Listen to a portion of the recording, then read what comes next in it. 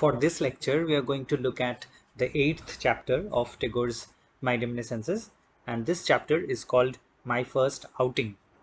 So, we have already noticed in the previous chapters that there is this anxiety, or rather tension, between the inside and the outside, right? And by inside, I am referring to Tagore staying indoors in his own house. Of course, that includes him going to school and stuff.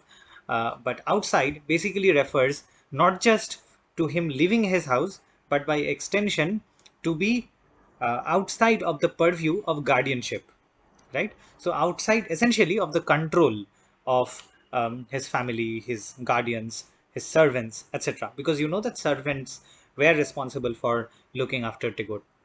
So by outing, do not assume that he's referring to stepping outside, just stepping outside the gate of his house. That was not the case, because we know that he went to school.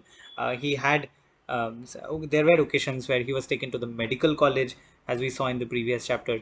So there are instances of him leaving the house, but there aren't any instances of him leaving the house without supervision, without the accompaniment of some guardian, some servant, someone essentially. So, in this chapter, we are going to have the first instance of Rabindranath Tagore in his childhood, of course, going out for his first outing, and we are going to see how that turned out, what came off from that experience.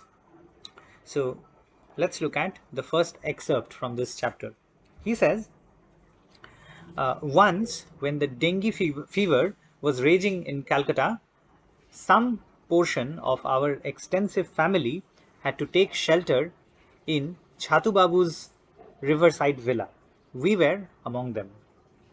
So as you can see, this is, to some extent, we shouldn't be calling it very similar to our lockdown, but it seems that there was a time when this disease was raging across Calcutta, and Tagore, we know, lived in a very big household, a really extensive family, a massive extended family coming together and living in one house. So, part of that family, Tagore says, had taken shelter in a certain Chhatu Babu's riverside villa.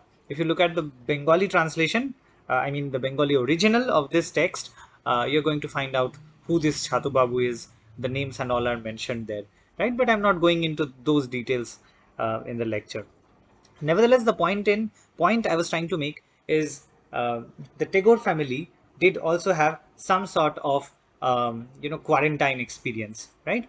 And so they left their usual home to reside in this person's house, which was by the river. So he says, this was my first outing. The bank of the Ganges welcomed me into its lap like a friend of a former birth, right? So you can see um, how wonderful his first experience of living at the banks of the river was like, right? And um, he says that when I first came and saw the bank of the Ganges, had the opportunity to live by its bank, I felt like the river was welcoming me as if I were a friend from a previous birth, right? So that was how deep his love, or how wonderful his experience was the first time he had lived by the river. He says, I felt that out of the bowels of wall, beam, and rafter, I had a new birth into the outside. In making fresh acquaintance with things, the dingy covering of petty habits seemed to drop off the world.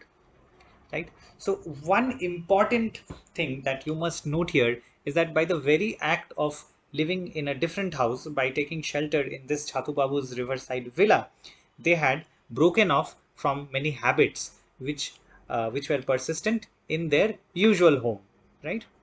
In the family home, in Tagore's ancestral house. But many of those habits, which he later calls, some of the habits he calls petty habits, and those habits dropped off, right? And he made fresh acquaintance with things. So this is an important thing to note, because for Tagore, in his own words, he was having kind of a new birth into the outside. Because, as I have already mentioned, in the previous chapters, you have also seen that his world is very restricted, right? He goes to the terrace, looks up longingly at all the houses, wanting to explore their mysteries. He has a deep desire to leave his house without supervision, but that has never come to be. But here, due to this disease raging over the city, they have had to take shelter in someone else's house, and um, that has led to the breaking of several habits. And not only that, he is making for the first time fresh acquaintance with a lot of things, um, and being born kind of into the outside. Then he says, I had a great curiosity to see a Bengal village, its clusters of cottages, its thatched pavilions, its lanes and bathing places, its games and gatherings, its fields and markets, its life as a whole, as I saw it in imagination, greatly attracted me. Just such a village was on the outside, right on the other side of our garden wall, but it was forbidden to us. We had come out, but not into freedom.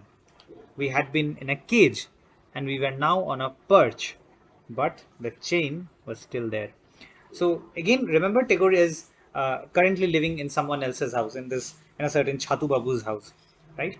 And he says that he always had the curiosity to visit Bengali village, and he always had an imagination of what this place would be like, right? From its clusters of cottages to pavilions, the lanes, the bathing places, all of the things that he mentions, including the fields and markets. So he says he had his own imagination, he had formed a narrative of a Bengali village in his mind, and he wanted to go out and see for himself what an actual Bengali village really looked like. But that opportunity never came, right? And definitely did not come while they were living in Calcutta, because in the city is obviously definitely a bit far from any Bengal village, right? But here, now that they have come to live by the river in this person's house, he says just beyond the wall there was one such village, but then again, access to that village was forbidden. So you see, even though he had come out of his house, living in a different place, there was still a significant degree of restrictions put on him, right? This is why he says, we had come out but not into freedom.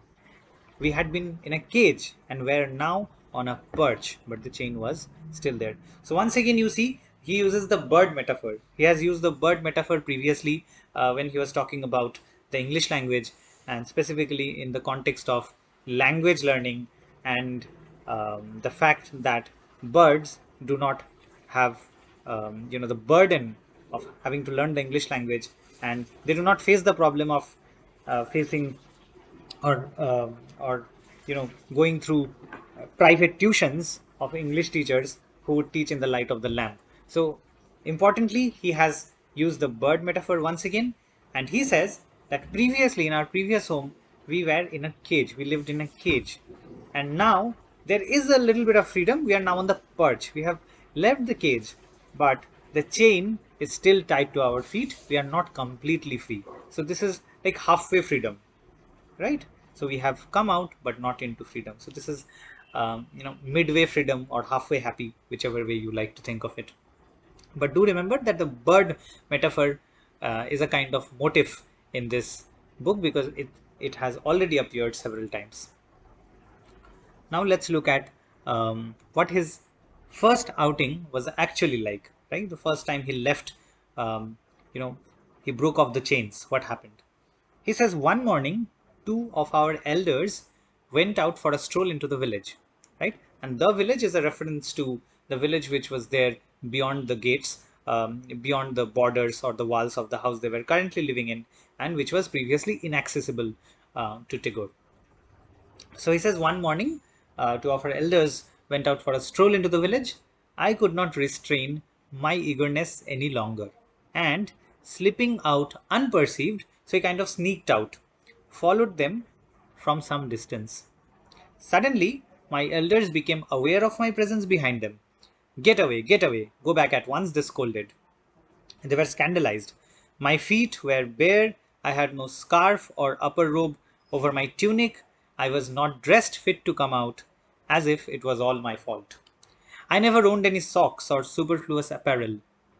So, not only went back disappointed for that morning, but had no chance of repairing my shortcomings and being allowed to come out any other day.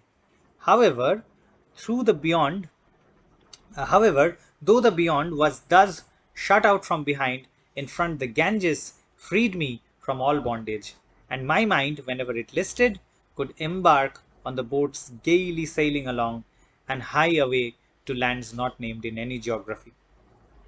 So, as you can see, that Tagore did not have the clothes, or basically did not have the apparel, right, to go out. And that became a problem because, first of all, he had sneaked out of the house, and despite sneaking out, at the beginning, he did seem to follow his elders from a distance in order to not attract their attention. But then soon enough, as you know, he's sneaked out for the first time and surely not an expert in following people like a shadow. So soon enough, his elders became aware of his presence, and they immediately scolded, reprimanded him to get back home. And they were scandalized because he was not dressed fit to come out, right? Because it seems that the Tagore family has high standards of how people should be dressed while leaving the house, and Tagore did not did not meet those standards because he simply did not have a scarf or upper robe over his tunic, right? And he says that I never owned any socks or superfluous apparel. So not only went back disappointed for that morning, but had no chance of repairing my shortcomings and being allowed to come out another day. So he said it was not like I would go back and then only if I wore these clothes and if my if I wore a pair of shoes, I would be allowed to go out. It wasn't like that because he simply did not have those clothes. In other words, he did not meet the requirements of going out, right? The family requirements of going out. So he simply did not have the chance of going back into the village again. But he said that even though this great beyond was shut out from behind, I still had one respite because the Ganges was on the other side and that was still accessible to me. And no matter how much restriction was put on me by not allowing me to visit this village or anywhere in the great beyond, the boats that were gaily sailing along the river, they allowed him to travel to places that were not named anywhere, right? And then Tagore now comes back to his present, the Tagore who is writing, right? So the Tagore we have just encountered is the Tagore from childhood. But look at the final quotation. This was 40 years ago. The same old house and the same old trees must still be there, but I know it cannot any longer be the same. For where I am now, for where am I now to get that fresh feeling of wonder which made it what it was?